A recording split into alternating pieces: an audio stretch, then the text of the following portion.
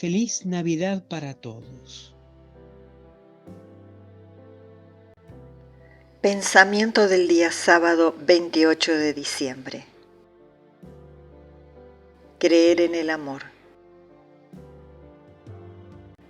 Nosotras creíamos en el amor, y este abandono no era quietismo, sino al contrario, una vez conocida la voluntad de Dios, la hacíamos nuestra, y la cumplíamos con todo el corazón, con todo el alma y con todas las fuerzas, esforzándonos lo más posible en ser coherentes con ella, aunque cambiase continuamente.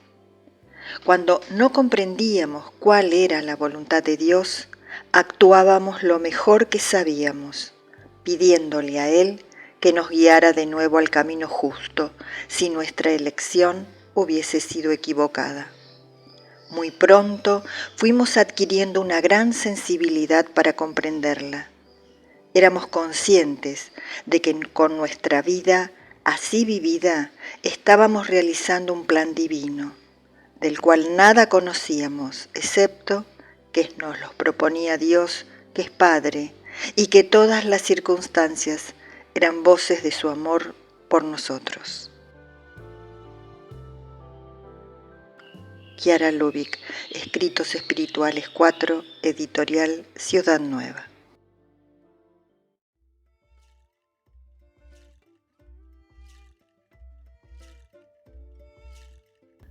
Palabra de vida. Diciembre de 2024. Nada es imposible para Dios. Del Evangelio de San Lucas, capítulo 1, versículo 37.